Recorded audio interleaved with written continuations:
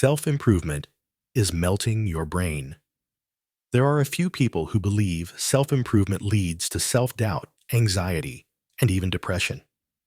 Sounds intense, right? But is it the full story? Spoiler, it's not. In this video, we're diving deep to counter that narrative and show how self-improvement, when approached thoughtfully, can be a powerful tool for growth and happiness. Let's break it down step by step. First up, let's talk about this concept of brain rot. A few people call it as mental fatigue from consuming too much low-quality, repetitive online content. Picture this. You're scrolling through endless videos, and your brain feels like it's running on fumes. We've all been there. But pinning this on self-improvement is a stretch. The real issue isn't self-improvement content. It's mindless consumption of any content. The solution? Be picky. Curate your feed with high-quality sources like well-researched books, podcasts by experts, or YouTube channels that offer actionable, uplifting advice.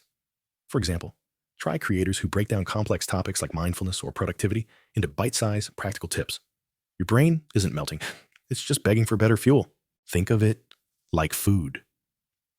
Junk content is like eating chips all day. It leaves you sluggish.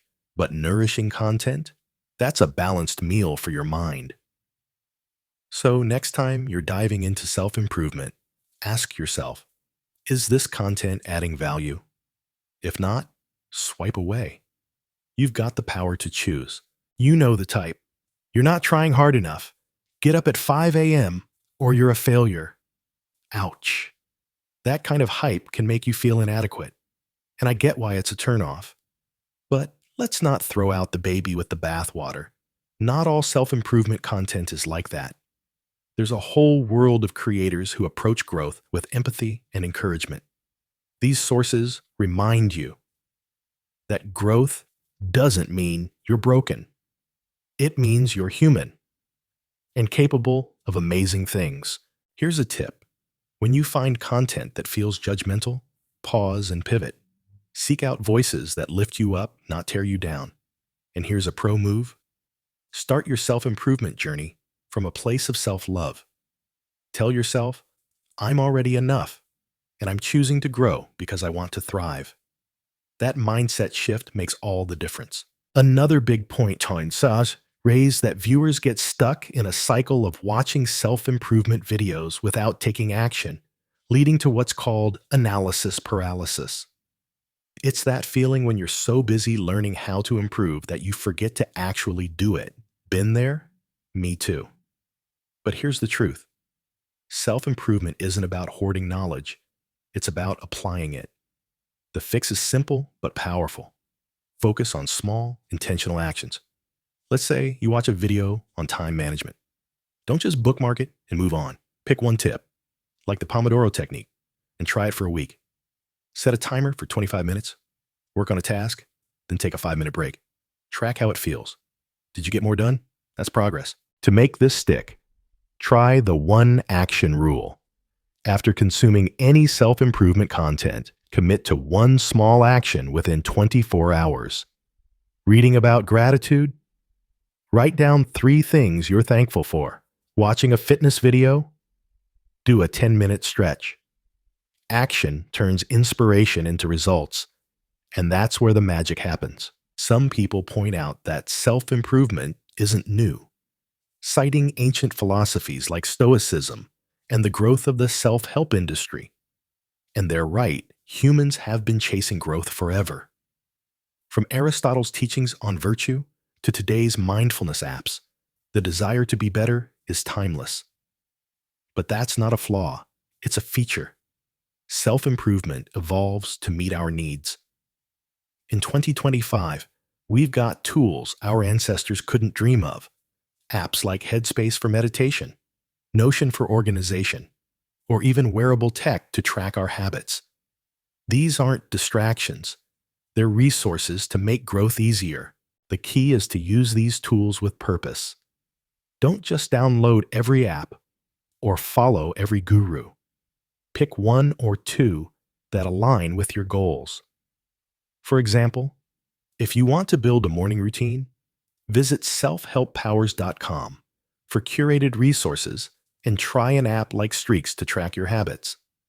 Start with something simple, like drinking water first thing. Small wins build momentum, and that's what self-improvement is all about. A few critiques believe that people consume self-improvement content without understanding their core problems. It's like taking medicine for a symptom without knowing the root cause. And I'll give credit where it's due. That's a solid point. Jumping from video to video without clarity is like wandering without a map. But the answer isn't to abandon self-improvement. It's to pair it with self-reflection. Take time to ask, what do I really want? What's holding me back? Grab a journal and write down your thoughts. Maybe you're stressed about work. Dig deeper. Is it the workload, or is it a lack of boundaries? Once you know your why, self-improvement content becomes a targeted tool, not a random distraction. Here's a practical exercise. Try the 5 whys. Ask yourself why you want to improve something. Then keep asking why 5 times to get to the root. Want to be more productive?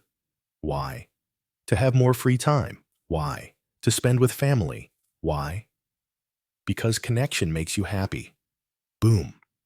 Now you know your goal is about joy, not just checking boxes.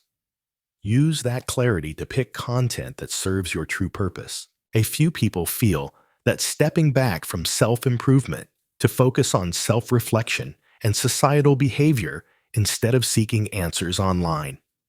I half agree. Reflection is critical.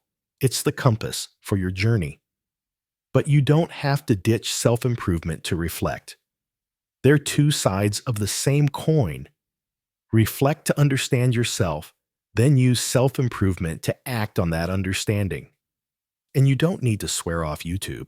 Just be strategic. Connect with good resources like selfhelphours.com, limit your exposure, and always tie what you learn to a real-world action. Imagine this. You want to achieve a goal and you need a quick goal-setting strategy. You can download our free goals organizer, the ultimate goal-setting and tracking sheets at selfhelppowers.com to set and track your confidence goals and achieve your goal. That's self-improvement done right. It's not about overloading your brain. It's about empowering it. So, is self-improvement melting your brain? Absolutely not. It's all about quality over quantity, action over paralysis, and reflection over reaction.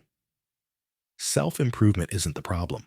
It's a solution when you approach it with intention.